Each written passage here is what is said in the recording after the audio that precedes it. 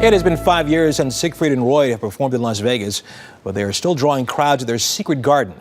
Our resident veterinarian and early show correspondent, Dr. Debbye Turner-Bell, first time I had a chance to say that on TV. Congratulations. You said that very well. Thank you. She got an exclusive look. Good morning to you, Debbye. Good morning. You know, Siegfried and Roy do not perform anymore, but their most exotic and dangerous animals are on public display, and that includes some brand new arrivals. Born with mythic powers. They are among the rarest and deadliest creatures on Earth, but even the fiercest beast can have adorable babies. These 5 white tiger cubs born in April are direct descendants of the former star attractions of a show that had nearly 6,000 performances and thrilled millions. Until that tragic night 5 years ago, when one of the tigers seemed to lunge at Roy Horn and nearly killed him. The dazzling pair no longer perform. Their life's work now is dedicated to protecting these animals. Siegfried and Roy are frequently in the compound, and Roy, of course, this is all part of the rehabilitation. They call this the secret garden. Judging by the crowds, it's the worst kept secret in Las Vegas, as people clamor to see the lions and tigers, and of course, the cubs. Every year, 600,000 people come see the beautiful cats here at Siegfried and Roy's secret garden. But come with me, I'm going to take you to a part of the garden none of them ever get to see. They're ready to get out. There we go! LYNETTE CHAPPELL has worked and performed with Siegfried and Roy for nearly 40 years. She looks after the tigers. And they've grown fast already. Oh yes, 15 weeks old, and they are quite large. And about to get a whole lot larger. Wow. Just over 30 pounds now, these girls will soon weigh over 500 pounds. What are you doing? I'm being What are you doing? Hi. What are you doing? They love to discover, don't they? Yes, explore.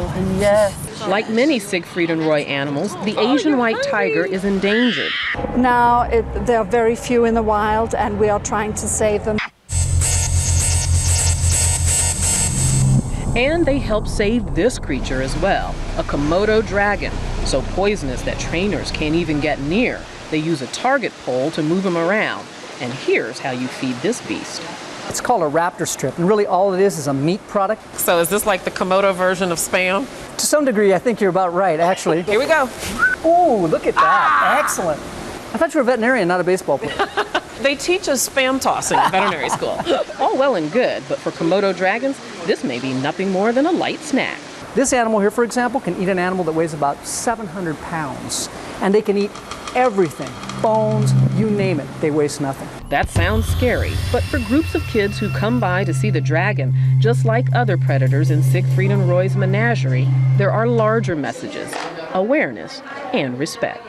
I think especially for children, they can come here and see an animal like this and be inspired to protect something that's as endangered as this is. Are you as amazed and in awe of these beautiful creatures as I am? I mean, absolutely.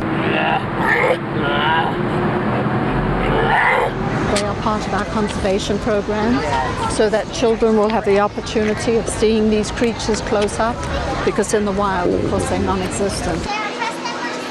Oh man, they're so adorable. Well, besides their secret garden, Siegfried and Roy have a very impressive aquarium called the Shark Reef, and it includes, of course, sharks, jellyfish, and sea turtles. Plus, there's the dolphin habitat, and it draws a big crowd too. In fact, I got to swim with the dolphins and do something very special. I got to do an ultrasound, and we're going to bring you that story in the coming days. Such a deal. As you said, those tigers are incredibly cute, but what happens to them once they grow into adults? They're going to stay in the collection there, and of course, the hope is that Siegfried and Roy can again perform one day, and maybe they'll be used to perform, but until now, they're dedicated to conservation, teaching awareness about these precious animals. Yeah, no, they still live in Las Vegas. How often do they get there? They get there, you know, 3 or 4 times a week. Roy goes very often. He still has a very close connection with the animals, very involved. Okay, Dr. Debbye Turner-Bell. Yes. Thank you so much.